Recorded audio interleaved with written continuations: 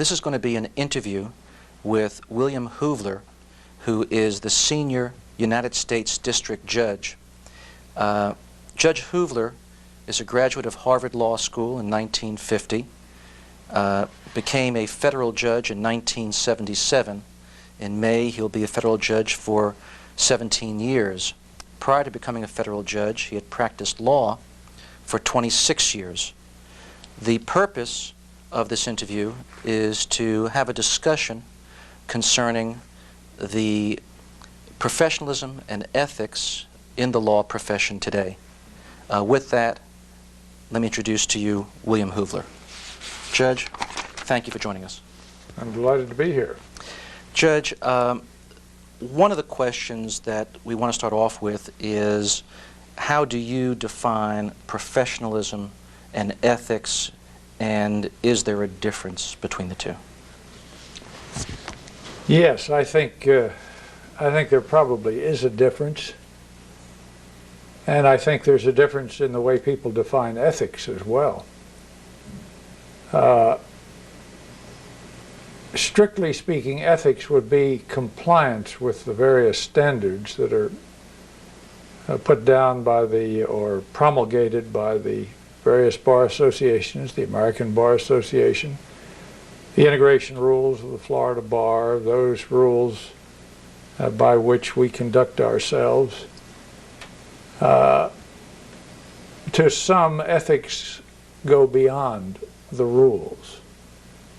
As was developed in a recent retreat, the Board of Governors retreat I went to as the chairman, your counterpart in the Florida Bar, the chairman of the Standing Committee on Professionalism of the Florida Bar.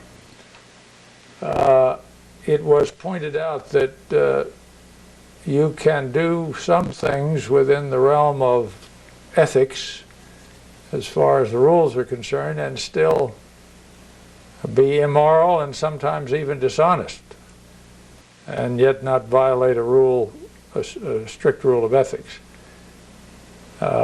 In my mind, ethics go well beyond that. Ethics involve also the moral aspects of the practice of law, the essentially doing what's right. And so you can hear arguments that there are two ways of looking at ethics, and that clearly ethics is something other than professionalism, which I think is probably even a higher standard than ethics. Professionalism involves not only doing what's right as far as the rules of the practice are concerned, but going beyond that to the relationships between lawyers and their clients. I hope this is not disturbing the filming. It'll be fine, Judge. Professionalism involves the practice of law, to be somewhat redundant, as a professional. I brought with me some papers that you might be interested in, one of which, for example, is Roscoe Pound's definition of a profession. What is a profession? And he describes this way, and I'm quoting, "The term refers to a group pursuing a learned art as a common calling in the spirit of public service. No less a public service because it may incidentally be a means of livelihood. Pursuit of the learned art in the spirit of a public service is the primary purpose." And then another description of the professional, which I also brought with me, is that described by Henry Wade Rogers, who is the dean of the Yale Law School in 1904. And he describes ethics, and this is really a description in my mind of professionalism. But he describes ethics this way: "The ethics of the profession require that a member of the bar be first an honest man, He must, and of course, remember that we were talking about times when only the male gender was referred to. But he says the ethics of the profession require that a member of the bar be first an honest man. He must live in rectitude and cherish his personal honor, not forgetting that personal honor is the distinguishing badge of the legal profession. And I think that pretty well sums up what a professional is and what professionalism is, and that is engaging in the profession with a sense of honor. In your view, Judge, have you seen a change in the legal profession over the years affecting professionalism and ethics? A change, good or bad? I've got to qualify that answer. I haven't seen it as much as I've heard about it. Fair enough. Things were beginning to change when I went on the bench in 1977 in the way lawyers dealt with each other, and part of that was because of the multiplicity of lawyers, I'm sure. My view of what goes on in the profession now is rather restricted to what I see in the courtroom. And that's changing, the way lawyers treat each other. But I'm pretty demanding about the way they treat each other, and when I see they're beginning to get out of hand, I try to sit them down quickly and tell them what the rules are, at least when they're with me. So I don't see a lot of it, but what I hear is very disquieting. What I read about is disquieting, and it's clearly changing.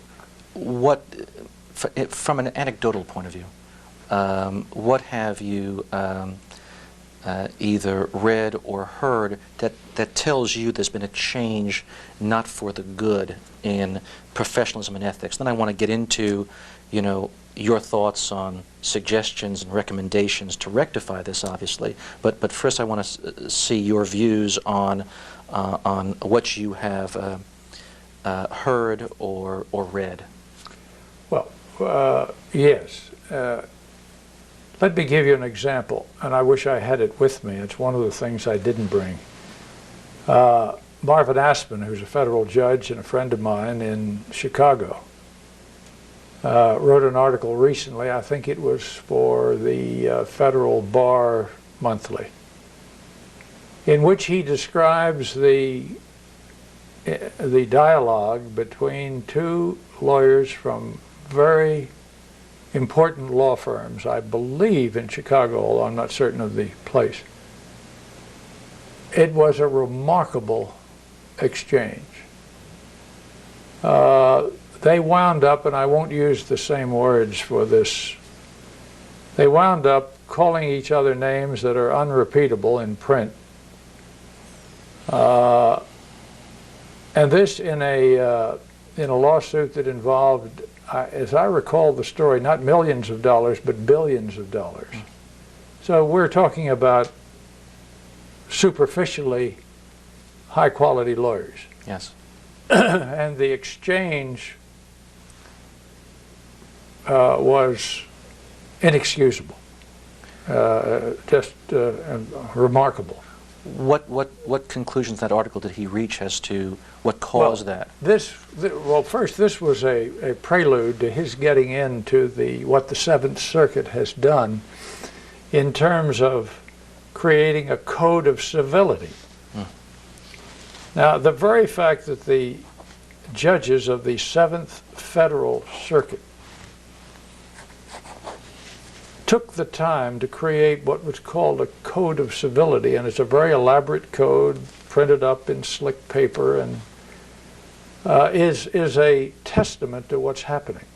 This would have been unheard of 30, 40 years ago, that we would need a code to tell professionals how to treat each other. This is only one small aspect of the problem. Well, there are a lot of reasons for it, I'm sure. Well, and that's what I was going to ask you. What do you, or what have you read is you can attribute to this change? Well, there are a number of reasons.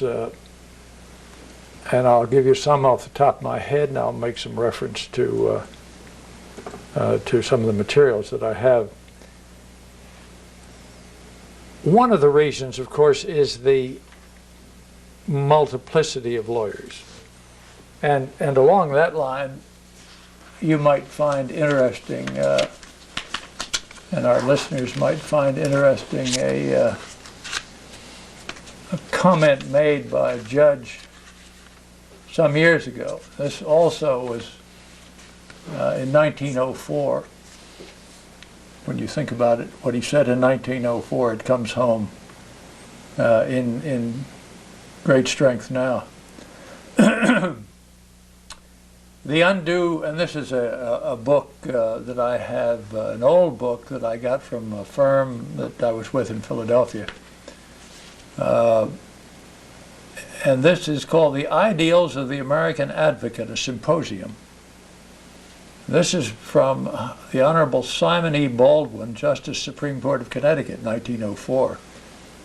He says, the undue multiplication of lawyers in the United States, incident in part to our being a new country, and in part to our being a great and rich one, has had a necessary tendency to weaken the personal sense of what is due from him to his profession, on the part of each individual member of it. It was partly to counteract this tendency that the American Bar Association was organized in 1878, and so on. Now, of course, that fear has been multiplied in spades. That is one reason. I think, well, when I came to Miami in 1951 and started practicing law, I knew almost everybody that litigated. Plaintiff, defendant, equity, and otherwise. And we would meet each other on the street going to and from the courthouse. And yet I must say it was a fun time to practice law. Is that lack of familiarity one of the elements? Oh, I think so, very definitely. Lawyers are less concerned about transgressing with other lawyers, because they may never see them again, or at least not for 2 or 3 years. The lack of personal contact, the lack of collegiality. It is estimated that in 1999, or at the turn of the century, we will have 1 million lawyers in the United States. And that's more per capita, I believe I can safely say, than any other country in the world. Not just more lawyers, many more per capita. Yes, yes. So that's one reason. I mentioned the fact that I attended this Board of Governors retreat in which a man by the name of Josephson, who is an expert on ethics, conducted a full-day seminar. And he lists some of the problems that we face. I think it might be well to refer to some of them. Please.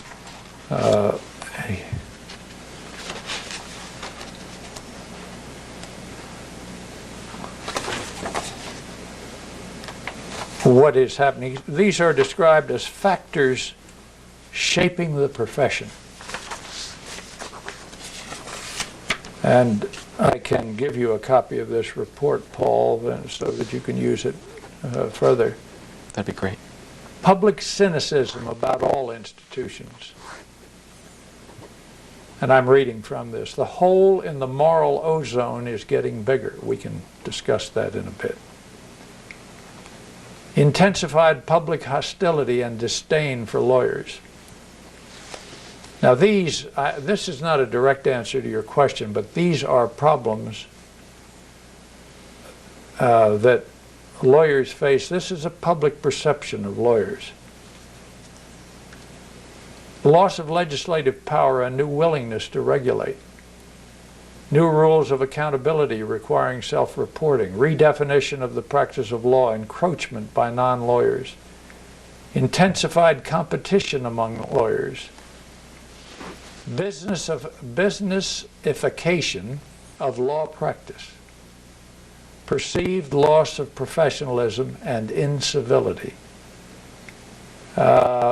These are all problems that Josephson views as impacting on the profession. Is it something that impacts society and therefore impacts the profession, or is it even more related to the profession? Or do you have any? Well, I think there's a direct relation between the two. And he points that out, and other articles pointed out. I think anyone who thinks about it to any extent would have to recognize that what is happening in our society is being reflected in a much more subtle way in the practice of law. And to state it very simply, it's, as he puts it, a hole in the moral ozone, but it's a subtle but very, I think when you think about it, clear changing of the moral approach of lawyers to their responsibilities.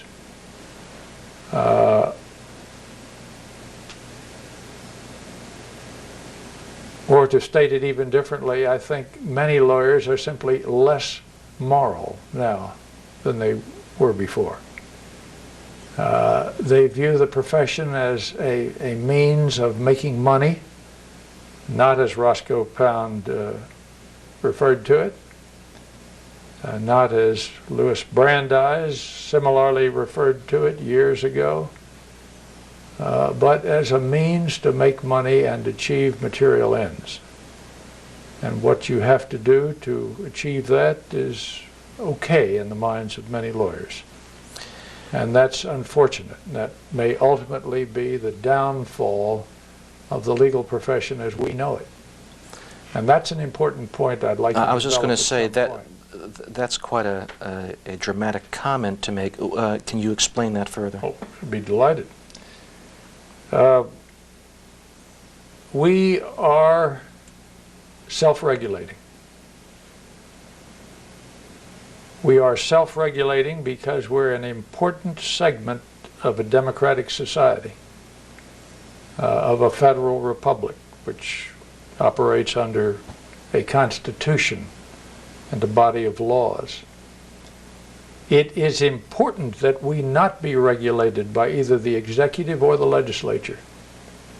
It's important because we as lawyers, although most of us practiced in areas that were not as important to these distinctions as others, but we are the thin line between the government and the legislature and the upholding of the Constitution. Marvelous statement, for example, that you might want me to read from Henry Stimson. Remember that name? Yes. He was, I think, at one point Secretary of State. He served as an advisor to a number of presidents. And would you like me to take the Please. time to Yes, I would. to read that? Please. It sums up the importance of the lawyer. He says this, and I may have sold him short. He served under 6 presidents and was in the cabinets of 4 of them. And speaking on the profession of law, he said this, and I'm going to quote, "Through many channels, I came to learn and understand the noble history of the profession of the law. I came to realize that without a bar trained in the traditions of courage and loyalty, our constitutional theories of individual liberty would cease to be a living reality. I learned of the experience of those many countries possessing constitutions and bills of rights similar to our own, whose citizens had nevertheless lost their liberties because they did not possess a bar with sufficient courage and independence to establish those rights by a brave assertion of the writs of habeas corpus and certiorari. So I came to feel that the American lawyer should regard himself as a potential officer of his government and as a defender of its laws and Constitution. I felt that if the time should ever come when this tradition had faded out and the members of the bar had become merely the servants of business, the future of our liberties would be gloomy indeed, close quote. Now that's essentially what I'm talking about. If in our rush to business instead of professionalism, if in our disregard of the fiduciary aspects of being a professional, of the trust that's imposed on us as lawyers, the public decides, and ultimately it will be the public who decides through the legislature, that we are not fit to govern ourselves, then we may very well be regulated by the state and by the federal government. And indeed, encroachments of this type are already being proposed and have been proposed as a result of advertising, for example, which has been one of our main problems from an image standpoint. It's badly hurt the image of lawyers. There have been bills proposed, unsuccessfully so far, for governmental regulation on a federal basis. But this is the prospect that we face. There have been symposia, meetings, programs on the independence of the American lawyer and the importance of the independence of the American lawyer, which, unless we can come back to practicing the profession the way it's supposed to be practiced, we stand in danger of losing. And that would be a serious problem, and I'm speaking very largely now, very empirically. It would be a serious problem for this country if the lawyer ever loses his or her independence.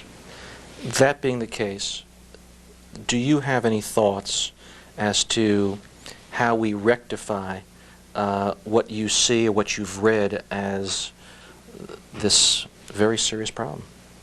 If you had the magic wand and said, this is where we have to start, to at least start adjusting and fixing and stopping the decline, how would you use that wand? Well, we've got to start in a lot of different places, but the most obvious place, of course, is in the law schools. That brings the unpleasant question to the fore of, and it's always unpleasant for lawyers who have been admitted to talk about not admitting so many lawyers.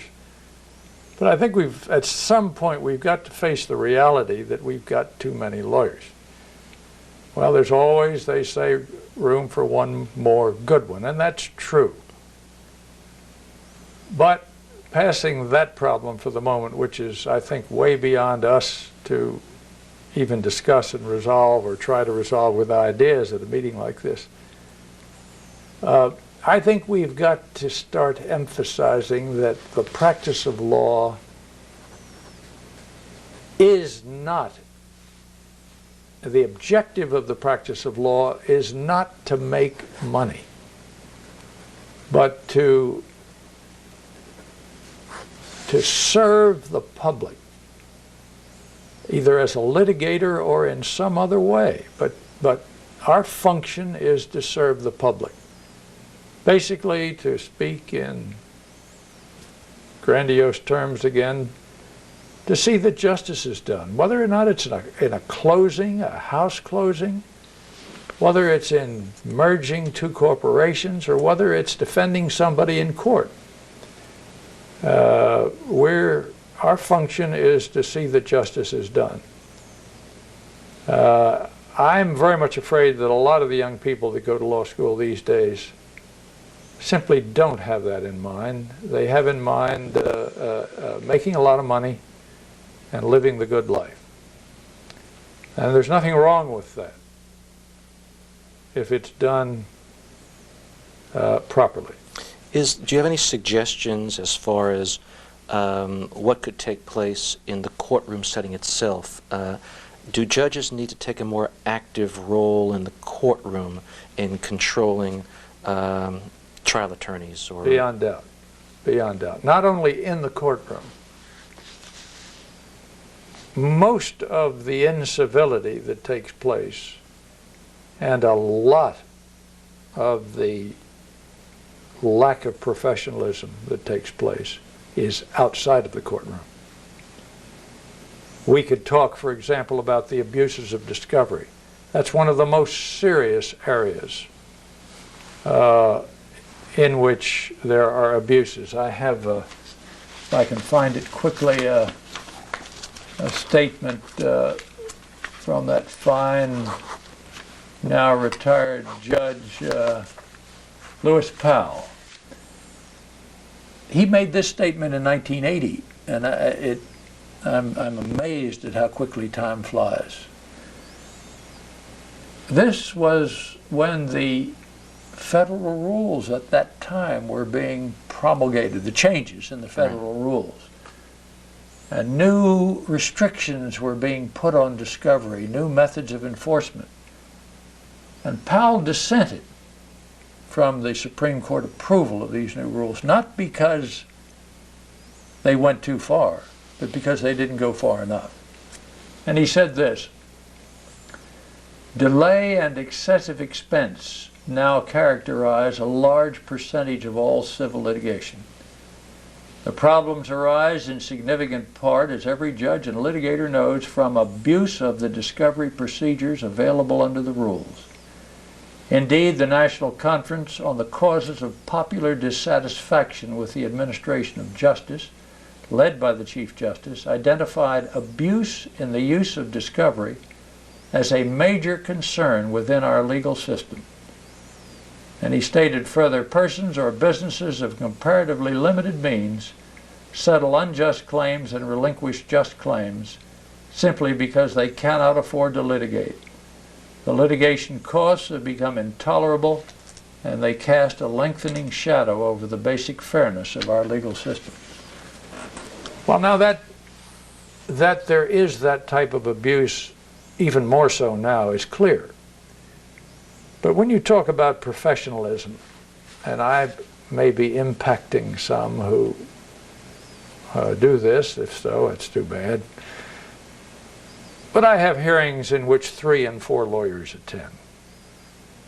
Not so much these days, but I have in the past seen obvious efforts by lawyers at overbilling. Motions filed that could have easily been taken care of by a phone call. Motions for an extension of time that cover 2.5 pages.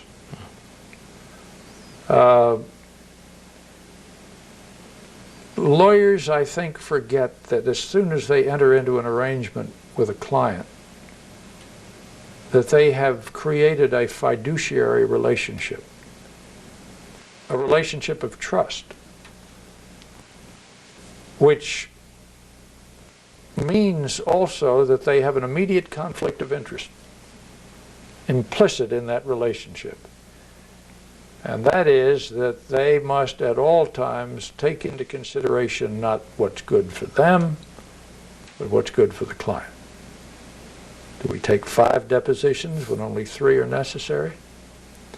If we can get a statement from someone, do we need to take a deposition and get instead of a statement? All a myriad problems of that kind in which the client can be served, not the lawyer or the law firm. Right. But in any event, getting back to your question, yes, the judges, I think, have a serious role in this problem. And I think the moment a judge sees bad deportment in the courtroom, he must get the lawyers aside and lay the law down. And I try to do that myself, and usually with some success. Because I think lawyers, when they're told what they're doing, most lawyers are intelligent, high-strung. They want to serve their clients and sometimes lose sight of where the limits are. And we've gone overboard on this rationale, or perhaps rationalization is a better word for it, that you can do almost anything you want to as long as you're serving your client. Of course, that's clearly wrong. But in any event, we've identified two areas. One is law school, the judges. I think we need more education. There are a number of areas in which we can attack the problem. We have got to do it by peer pressure. Lawyers have got to monitor each other, and they hate to do that. But if a lawyer is being badly dealt with in his lawsuit, he should go to the judge, and he should ask for relief, and he should explain what's happening. And if that's what's necessary to bring another lawyer in line, it should be done. Judge, let me ask you this. This tape that we're making right now is an effort by the Dade County Bar to have a, for lack of a better terminology, a living history of the thoughts of the highly respected, highly regarded judges and lawyers in our community, and you obviously are one of those, and you are, in fact, the first one in the series.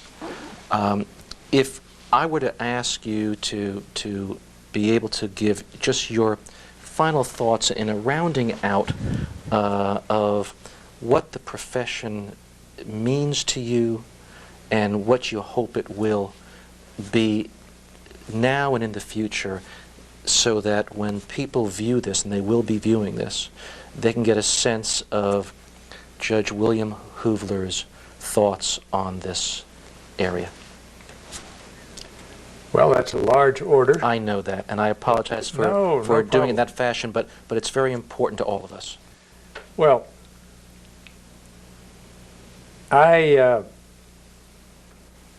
I guess I started wanting to be a lawyer. Of course, I'm a good deal older than you are.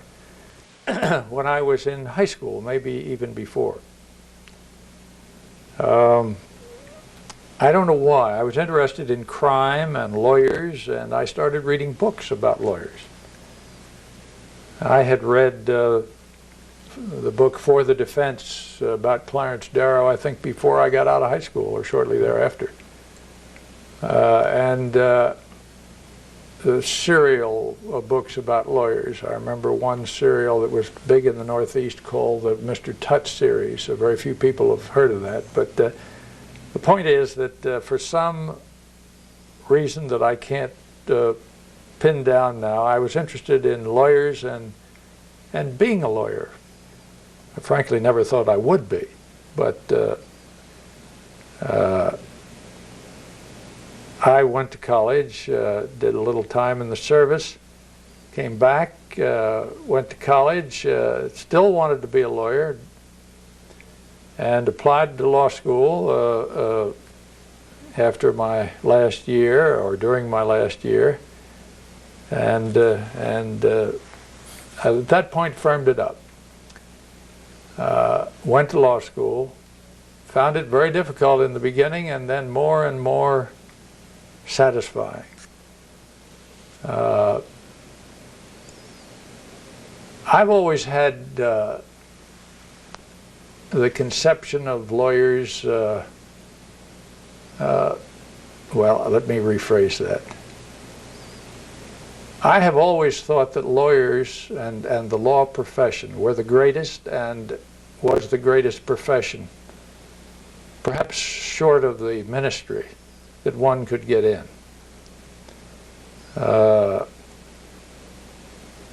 It is so, the practice of law is so involved in government, in justice, and I find it difficult to explain really, but I think you may get the feel that I'm trying to say to you. I thought lawyers were just great when I was growing up. I still think they're great. But I think we're committing slow, painful hara-kiri I think of lawyers like Lloyd Paul Stryker, who I heard speak one time to the Philadelphia bar. He was a famous trial lawyer who defended Alger Hiss in his first treason trial. Marvelous lawyer. I remember hearing him speak in Philadelphia when I had just gotten out of law school, and how impressed I was with this man. Many other lawyers that were public figures at the time, and John W. Davis, who argued so often before the Supreme Court, was kind of an appellate hero of when we were in law school. These were men that commanded your respect. They were important to government, even though many of them were not directly involved in government. They were important to the practice of law.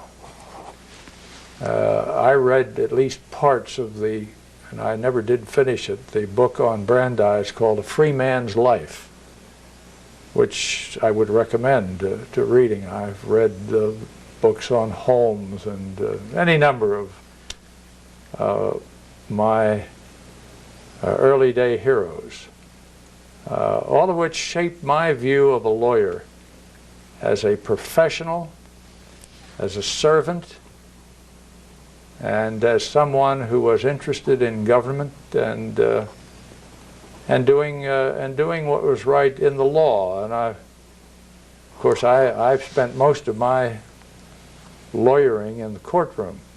That is, after spending much time getting ready for each of the cases, but my practice was largely litigation.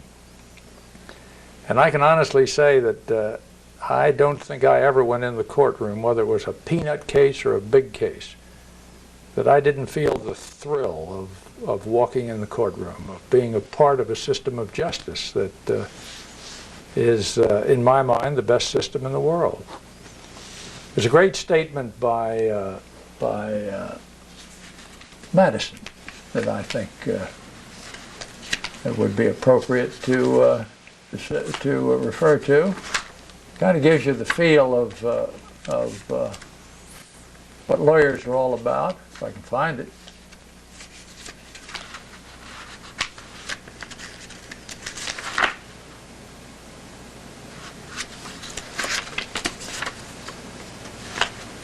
Well, I may find it. We're on TV. I hate to take the time to do it. But maybe that's all right. We can work with it. Yeah. Let me find this.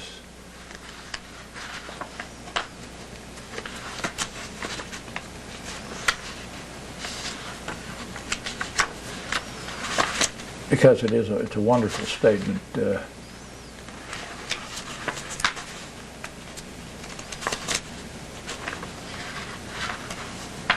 Well,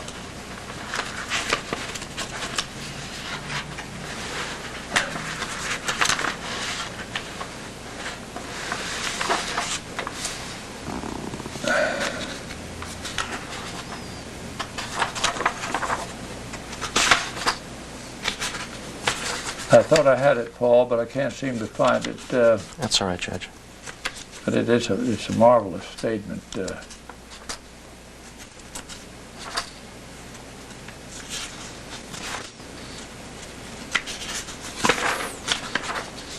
But you always wanted to be a lawyer. Yes, and I'm glad I was. And I am especially interested in, because I have spent my life, and I hope what remains of it, in the practice of law or judging, as I'm sure you feel the same way. I really want to see us return to the Atticus Finch type of law practice. Yes. You know, he's so often referred to as the prototype lawyer who You think to kill a mockingbird should be right? To kill a mockingbird should be required viewing in law schools. Yeah, to show a lawyer who serves, who does his best under all circumstances, and whose aim is, and I found it. Oh, good. James Madison put it so well. He said, "Justice is the end of government. It is the end of civil society," meaning, of course, the object of civil society. "It ever has been and will be pursued until it is obtained or until liberty is lost in the pursuit." That's how important we are to our form of government. And it is very important that we restore, not only in our own conceptions of ourselves, but in the public eye. And that's, we are so badly hurt in the public eye. You know, I won't repeat some of the polls and so forth that have dealt so severely with lawyers, but we should be looked at and need to be looked at as servants of the public, not as sharp and dishonest and all of the things that people think about lawyers at the present time. And much of it has been because there have been our members who have brought it upon us all. Not many people know how many lawyers provide pro bono work and the good things that so many lawyers do, and we need a public relations effort in that regard too. But basically, we need to renew ourselves. And it's and part of that is a very subjective, personal issue. Absolutely. And we've got to start early with lawyers. As a matter of fact, we've got to start even before that. Right. I don't want to get too philosophical about this, but ultimately you have to get to it. And that is that we need a resurgence of basic morality in our profession. Yes. Judge, I want to thank you. There's a lot we can talk about and a lot we can discuss, and at the same time, I know that we want to try to make these presentations at a length that everyone can enjoy and not start to get tired. Yeah. But I want to thank you very much. Again, is there anything else that you'd like to add at this time?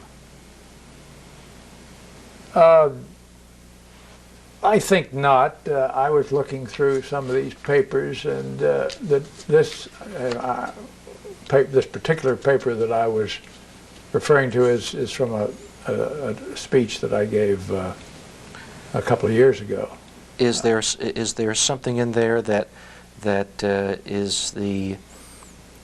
a statement of yours that I'm sure we'd like to hear again? Well, I wanted to define honor. Please do then. That's critical. Because honor goes beyond ethics. Honor is a person's, well, let me define it. Please. Webster defines it as that which rightfully attracts esteem as dignity and courage, excellence of character, integrity, and uprightness. That's the definition of honor. So we have to raise the flag and move to a time when men and women had a sense of honor, a sense of justice on a very subjective level. And that's our starting point? It is. It is. And you'd be surprised at some of the answers to the practical problems in this survey that was conducted by this Josephson Institute. What lawyers justify, what lawyers say they would do about lying, for example, in settlement negotiations. there are lawyers who believe, a respectable group of lawyers in this state, when I say a respectable group, I mean in number, Right. who believe that it is all right to lie in settlement negotiations. There is even a group of, I forget the number, I won't take the time to go into it, 10, 11, 12%, who believe that if you can mislead the judge or jury to the end of serving your client, that is all right. Now, these are things that are so clearly wrong that you wonder what process of reasoning was it that brought these people to that conclusion. And one of the things is, of course, a total lack of honor. Well, I think, as you suggested, we may be going beyond the breaking point. You know, Judge, I want to thank you. It's very important to the lawyers, the judges, the Bar Association, that we have your thoughts, and I've marked certain words down as we've been going along to get a mile marker of your thoughts, and it's just wonderful. Civility, honor, justice, servant, professionalism, importance to government, just the key words show all of us a sense of why I think, number one, you've obviously been very successful in your profession and in your career, and why we are very fortunate to have you as a senior judge and to have had you in this community and have you in this community working for the people. And I thank you very much. I'm honored to be here. Thanks, Judge. Thank you very much. Thank you. Thank you.